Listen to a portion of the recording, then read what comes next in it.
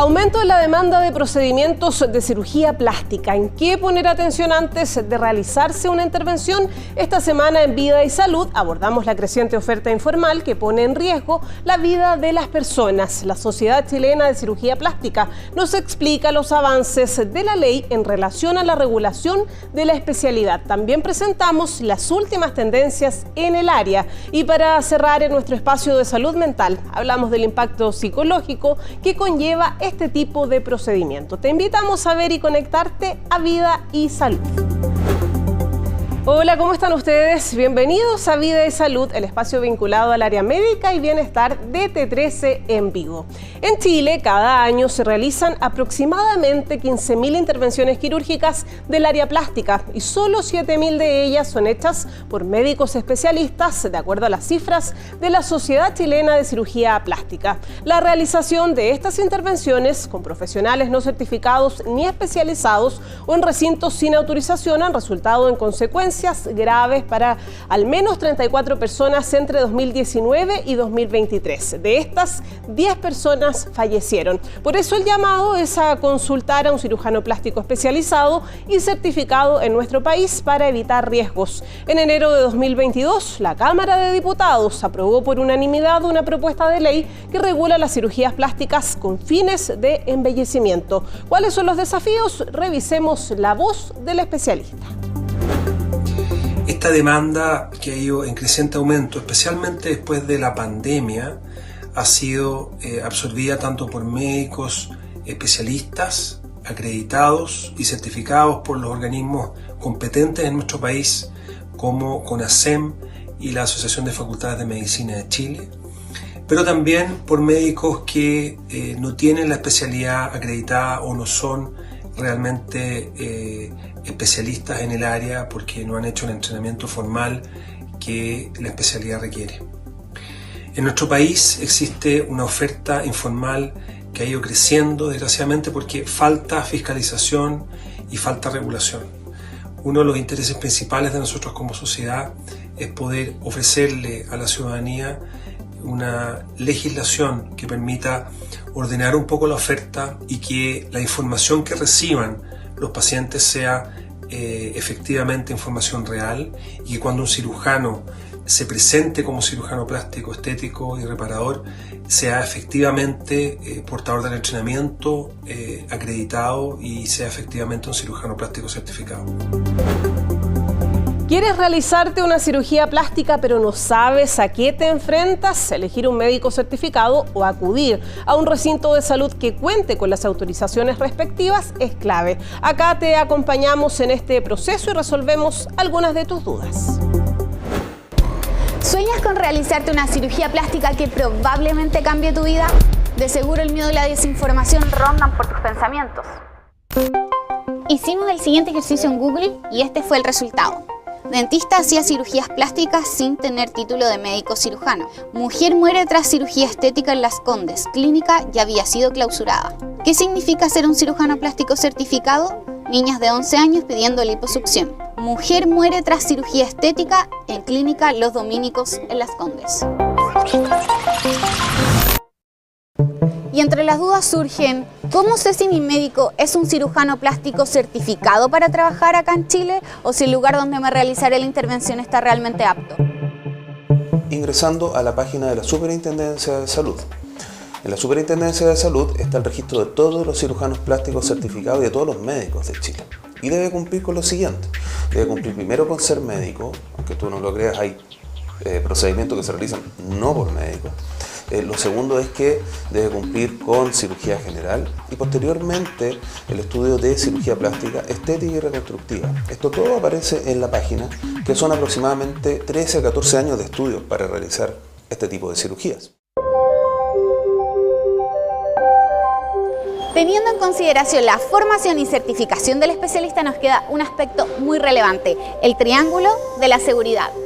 1. Atenderse con un cirujano plástico certificado. 2. Hacerlo en un recinto clínico que esté apto para estos procedimientos. Y 3. Ser un paciente consciente e informado. La Seremi de Salud es la responsable de autorizar todos los sitios donde se puede realizar una cirugía mayor de este tipo. No necesariamente son clínicas con UTI o con UCI, porque hay procedimientos y cirugías que pueden ser realizadas en clínicas de mediana complejidad, pero sí deben estar autorizadas por Ceremi para atender cualquier urgencia. La cirugía plástica, como cualquier otra, conlleva riesgos. Por eso, la clave es ser un paciente informado. Bien, hemos llegado al minuto de nuestra entrevista. Una cirugía plástica puede mejorar la calidad de vida de una persona, mejorar su confianza y también la autoestima. Y para conocer cuáles son los avances, las innovaciones y las nuevas tendencias, hoy nos visita en el estudio el doctor Stefan Danila, cirujano plástico, profesor asociado de cirugía plástica de la Universidad de Chile y cofundador de Clínica Aurea. ¿Cómo está? Hola, muy buenas tardes, muy bien, ¿y tú? Bien, muy contenta de tenerlo acá en el estudio, en Vida de Salud, para que profundicemos un poco más acerca de lo que está ocurriendo con las cirugías plásticas. Sabemos que de alguna manera han ido avanzando y se han ido también reinventando en relación a las fórmulas que hoy día se aplican en el quirófano. Primero, elementos a considerar antes de tomar la decisión de realizarse una cirugía plástica. Siempre nos gusta resaltar tres aspectos que son muy importantes. Primero, que el cirujano plástico esté certificado. Eso lo pueden buscar los pacientes actualmente muy fácilmente en la Superintendencia de Salud. Uno va a Google, pone Super Salud, certificación de especialistas, inmediatamente llega a la página y pone el nombre del profesional que lo está viendo. Debe decir cirugía plástica. Ya. No basta que diga médico cirujano. Médico cirujano es el título genérico que tienen todos los médicos que se reciben o que valían su título en Chile. Debe ser cirugía plástica. Y eso es el primer pilar muy importante. Segundo pilar importante de seguridad de estos tres puntos importantes es que el recinto donde se opere tenga la capacidad de reaccionar frente a una emergencia. O sea, si la persona, la gran mayoría de cirujanos plásticos certificados trabajan en recintos que sí lo cumplen, pero siempre hay que asegurarse. Si tiene reanimador, tiene carro paro. ¿Qué pasa si hay una complicación? ¿Hay UCI o no hay UCI? Bueno, si es que no hay UCI, ¿qué se va a hacer en el caso de una complicación grave? Recordemos que una liposucción es una cirugía y puede tener complicaciones fatales, como hemos visto. Y el tercer punto importante es que el paciente esté informado de las complicaciones que pueda tener su cirugía. Entonces, si dicen, no, vamos a hacer una cirugía de mamas, abdomen, lifting, rino, que va a durar 10 horas y usted se va para la casa ese día, es raro eso. Entonces, 3 puntos: cirujano certificado, lugar autorizado y capacitado para responder emergencias y paciente informado. Esos 3 puntos son los más importantes. Elementos clarísimos y que son sin duda básicos a la hora de tomar una decisión. Respecto a las cirugías más demandadas hoy en día en el contexto actual de nuestro país, ¿cuáles son? Bueno, clásicamente la cirugía que más se hacía en todo el mundo es la cirugía de mamaplastía de aumento. Pero eso ha venido quedando un poco atrás de lo que son las cirugías del contorno corporal. Con cirugía del contorno corporal hablo liposucción, o sea, sacar la grasa del cuerpo a través de una cánula, abdominoplastía y sus múltiples combinaciones. Esto, por supuesto, está un poco de la mano del aumento de sobrepeso y obesidad en nuestro país, el aumento de la cirugía bariátrica, que es esta cirugía que la gente baja masivamente de peso, pero queda con algunas partes de su cuerpo distintas a antes, que cae el abdomen, caen las mamas, caen los brazos, y ese es un gran campo que se llama cirugía post-bariátrica. Y lo otro es la masificación de la exposición de los cuerpos a través de Instagram, tendencia a redes sociales y otras redes en que ya las personas les gusta más mostrar, lucir su cuerpo y querer lucir un cuerpo lo más de acuerdo a sus patrones de estética posible. Claro, porque uno mira hacia atrás y piensa como en lo más común. Yo me acuerdo que era la rinoplastía, por ejemplo, que obviamente se sigue realizando, pero muchas veces también iba más asociado a un tema médico. En el caso de la rinoplastía también el tema de la respiración, el tabique desviado, etcétera, ¿no? Eso también... La rinoplastía en hombres viene a ser como la segunda cirugía más frecuente, pero en caso de las mujeres está en el tercer lugar. Primero cuerpo actualmente, después mamas y tercero rinoplastía. ¿Y en los hombres? En hombres depende del grupo etario. En hombres jóvenes es la primera. En hombres pasados los 40 es la segunda, porque la primera es la cirugía de contorno corporal, sacarse la ginecomastia, los rollitos que están molestando, sigue siendo. Y en hombres más de 50 la blefaroplastia. Hablemos de las nuevas tendencias ¿Qué es lo nuevo? ¿Qué es lo que hoy día, por decirlo así, lo está llevando en esta área? Entiendo yo que se trabajan en nuevas técnicas. Usted nos mostraba antes de llegar aquí al estudio el antes y el después de algunas de las intervenciones que usted realiza. A ver, dentro de la cirugía de contorno corporal, que es la cirugía liposucción, abdominoplastía y sus combinaciones, la tendencia actual tiene que ver con darle volumen a los músculos del cuerpo a través de la inyección de grasa, lo que conocemos como volumización intramuscular a través de lipotransferencia, el nombre más técnico. Sí. Pero ¿qué consiste? Largo. De toda esta grasa que se saca habitualmente, lo que hacía antes era desecharse. Lo que se hacía hace 20 años era ponerla dentro del músculo glúteo. Eso ahora está prohibido, por supuesto. Así que, sí. porque eso mata a una de cada 3.000 mujeres que se lo hace. Porque esa grasa se puede a los pulmones y la paciente se muere en la mesa operatoria. Así que eso está prohibido por todas las sociedades científicas mundiales. Se puede poner la grasa, pero en el espacio subcutáneo, no dentro del músculo. Lo cual viene a que los resultados son un poquito menores que antes. Y después nació el 2009, 2007 la liposcultura de alta definición, que era dibujar los músculos en la grasa y que daba resultados muy lindos en algunos pacientes, que eran en general hombres o mujeres muy delgados, con muy buena piel, deportistas, y esos son como el 1% de los pacientes. Y en el resto de las personas daba resultados no tan adecuados, incluso un poco falsos. Y a mediados del 2012 o 2014 empezó a hacer ya otra tendencia, que es darle volumen a los músculos, o sea, una liposcultura apoyada en tecnologías, que es otra de las cosas que van un poquito más adelante, para que los músculos crezcan y de esa forma el volumen sea más natural y la apariencia sea natural. ¿Y qué condiciones, tiene que tener una persona para poder hacerse ese tipo de intervención? No cualquiera, tiene que ser deportista. No necesariamente, pero sí, una cosa es el paciente ideal, otra cosa es el paciente promedio que se hace la foto. Es que el paciente...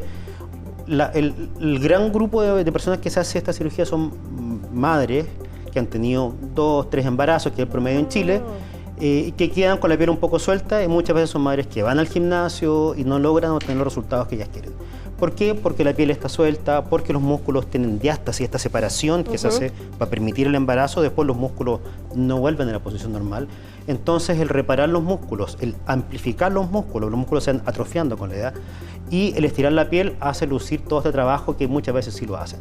Ahora, ¿quién puede hacerlo en general? Pacientes que no fumen, el cigarro es tóxico para toda la cirugía estética, ya no fumadores o que estén dispuestas a dejar de fumar antes, que tengan peso normal o sobrepeso leve, índice de masa corporal, que es una de las formas de medirlo, bajo 27, ojalá cercano a 26, no más que eso, y que tenga una condición de vida relativamente sana, o sea, que no tenga ninguna enfermedad crónica descompensada. Son los requisitos habituales. Yo sé que también en el postoperatorio, en la recuperación después de estas intervenciones, también ha ido cambiando, ¿no? La fórmula o la manera en que tienen los pacientes de recuperarse, si me pudiese contar de eso. Exactamente. Primero tiene que ver ahora con la educación que se parte antes de la cirugía. Antes, el paciente se opera, tiene que estar en cama una semana. Ahora lo que se busca es que el paciente se levante lo antes posible, lo más rápido posible.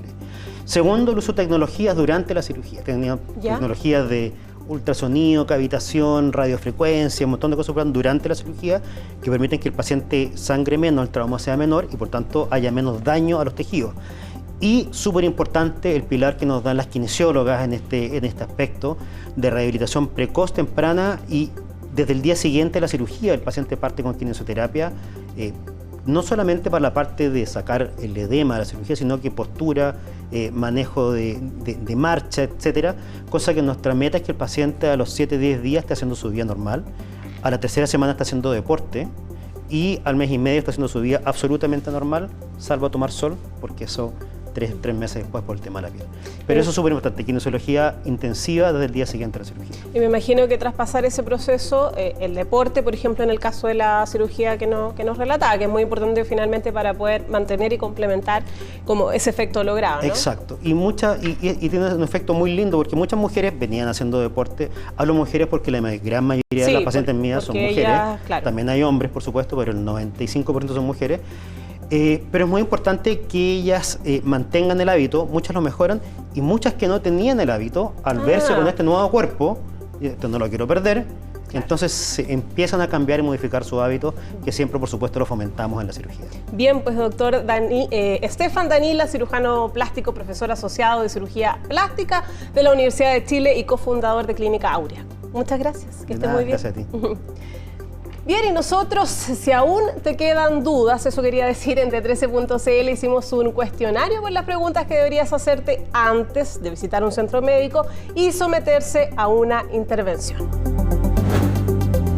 Es momento de nuestro espacio de salud mental. ¿Y cómo la cirugía plástica se ha tomado este capítulo? Hoy estamos con Andrea Godoy, psicóloga de Nuclinic, especialista en trastornos de conducta alimentaria, obesidad, cirugía bariátrica y psico-oncología, con quien abordaremos, por supuesto, también los cambios que vive un paciente que se somete a estas intervenciones. Lo primero que quería preguntarle, ¿cómo ha estado? Hola, muchas gracias por la invitación. Qué bueno. ¿En qué estado psicológico están los pacientes que quieren acceder primero a una cirugía plástica? Es que ellos vienen primero con una ilusión de poder mejorar su calidad de vida. Ese es el punto 1. Cuando quiero encontrar esta felicidad, recurro a muchas instancias. La cirugía plástica es una de ellas. Y ahí entra toda una gama importante desde el ámbito de la salud mental de buscar el por qué tú quieres operarte. ¿Qué es lo que quieres mejorar? ¿Qué es aquello que te va a hacer sentir elevar tu autoestima o incluso bajar ese malestar que puede estar presente producto, por ejemplo, de personas que tienen senos muy grandes, que pesa, le duele la espalda, las personas, por ejemplo, que han tenido varios embarazos y quedan con su guatita de delantal. Yo que estoy en el área de la cirugía bariátrica, por ejemplo, personas con una obesidad importante que han bajado de peso y tienden a quedar con ciertos pliegues que son incómodos y que pueden traer ciertas molestias, no sé, por ejemplo, que sienten humedad, se pueden generar hongos, que me molesta por una ropa que me coloque, entonces hay insatisfacción corporal. Y la salud mental siempre viene a mirar esto general, que es aquello que a mí me hace feliz. Claro. ¿Y qué es indispensable identificar antes de que una persona se someta finalmente a una intervención? Necesitamos primero mirar cuáles son las expectativas y cuál es ese motor motivacional que tiene la persona. Bueno, punto 1. Desde ahí, ¿cuál es la claridad que tiene el procedimiento? Porque a veces nos quedamos solo con este pensamiento quizás más mágico, que la intervención me va a mejorar, pero ¿estoy realmente consciente de lo que estoy haciendo? ¿Para qué lo estoy haciendo? ¿Qué quiero conseguir? ¿Cuál es el objetivo a alcanzar? ¿Y cómo se trabajan esas expectativas? No debe ser fácil, ¿no? No, no es fácil. Lo importante es que, por ejemplo, los médicos, los cirujanos plásticos, ellos tienen muy buena llegada con sus pacientes, esto de conectar, saber cuál es la necesidad y desde ahí ir guiando el camino y cuál es el mejor resultado que podemos obtener. Por eso es tan relevante que cuando el paciente decide someterse a una cirugía plástica, poder encontrar primero un lugar y un profesional certificado para asegurar el resultado por un lado y que internamente estos mismos cambios, porque esto es un proceso de transformación y eso requiere tiempo. Vamos paso a paso. ¿Qué pasa con las redes sociales, por ejemplo, que muchas veces nos presentan una imagen de algo que no es o de algo que difícilmente va a ser posible en un caso determinado, por ejemplo, en un paciente determinado? Ahí también debe ser complejo, de alguna manera, hacer entender que ciertas condiciones no se van a dar o que se pueden dar de otra forma. Por eso es tan relevante en la entrevista inicial que saber cuáles son esas expectativas y si, por ejemplo, la persona está muy influenciada por estas redes, por esta imagen, esta figura ideal que yo veo y que yo quiero parecer o ser, ¿es realmente lo que tú internamente estás sintiendo o puedes alcanzar? Entonces tenemos que darnos cuenta si hay alguna dismorfia corporal en donde esa es una alteración de salud mental, es un trastorno de la salud mental. Es importante ver cómo está tu autoestima, tu autoimagen. Entonces vamos abordando distintas áreas de la salud mental para poder efectivamente hacer como un resumen y tener esta base. Efectivamente, alcanzar esta cirugía plástica me va a permitir lograr un bienestar. ¿Cuál es el bienestar? Que ese sea el fin, ¿no? Claro, el objetivo, el fin es ese. Porque también puede pasar que podemos recurrir quizás a muchas cirugías plásticas y que al final no estamos consiguiendo lo que yo quiero. ¿Y qué es quiero? Ser feliz, producto de una modificación corporal. Y los jóvenes, en ese sentido, relacionándolo con lo de las redes sociales, ¿pasa mucho eso, que las expectativas son muy altas? Son altas porque, sobre todo el adolescente, sus pares son los motores. Claro. Ser aceptados. Y el ser aceptado cuesta, porque si yo no cumplo una expectativa, me tiendo a alejar. Y ahí las redes sociales lamentablemente a veces nos pueden dar muchos contenidos favorables, pero también nos pueden entregar información que puede ser errónea y que nos pueden llevar incluso a aumentar más el malestar. Por eso a veces se aparecen muchas patologías en el área, ya sea de la alimentación o actividades corporales excesivas. Por eso hay que guiar bien el camino. Andrea, ¿y es recomendable que una persona que quizás no está, o sea, tiene expectativas muy altas o tiene una cierta confusión respecto a cómo se ve, cómo se observa, siga, por ejemplo, un tratamiento psicológico antes de someterse a la cirugía? O sea, el ideal es, ojalá que los pacientes que van a someterse a alguna cirugía importante, claro, ¿cierto?, pudiesen tener una evaluación previa para poder pesquisar o descartar alguna patología en salud mental, claro, ¿ya? Pensando en situaciones más complejas y poder acompañar el proceso. Post cirugía también es importante, sí, recomendado. ¿Sabes por qué? Porque la persona entra en un proceso de adaptación. Primero a este nuevo cuerpo, porque hay cambios físicos. Hay un tiempo de rehabilitación en donde el paciente también va a pasar por cambios. Dolor, distinto. Con todo, porque esto no solo cambia estéticamente por fuera, hay un cambio interior y ese cambio interior poder guiarlo, sostenerlo en el tiempo. Sí, súper importante, sin duda, antes y después, de alguna manera revisarse siempre, ¿cierto? Siempre es bueno revisarse internamente también, no solo por fuera. Es que la idea es que el tratamiento sea integral. Esa es la palabra. Esa es la palabra, ¿cierto? Porque cuando es integral, tú primero, claro, vienes por este cambio estético o reconstructivo. Yo que veo a los pacientes oncológicos, ellos tienen un tema importante con el dolor, con el temor quizás, ¿cierto? Y cuando tienen la posibilidad de estar en este proceso curativo, mira, qué lindo, curativo. Entonces yo me opero, por ejemplo, de un seno, porque me van a sacar un tumor. Exacto. Y vamos a entrar en una fase reconstructiva. El paciente empieza a mejorar su valor. O sea, puedo recuperarme.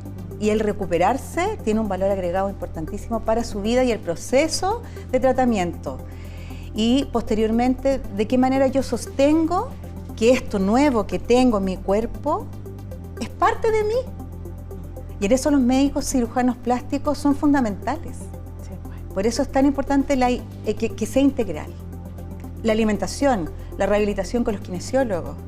No sé, aquí somos todo un equipo que necesitamos estar acompañando al paciente. Andrea, muchas gracias por estar con nosotros en Vía de Salud. Andrea Godoy, psicóloga de Nuclinic, por darnos toda esa orientación, ¿no?, con respecto al antes y al después de una cirugía en relación a la salud mental. Muchas gracias. Bien, y hasta aquí llegamos nosotros con nuestro programa, con esta entrevista. Cerramos ya. Muchas gracias por acompañarnos en este especial de Vida y Salud de T13 en vivo. Nos vemos muy luego con un próximo capítulo.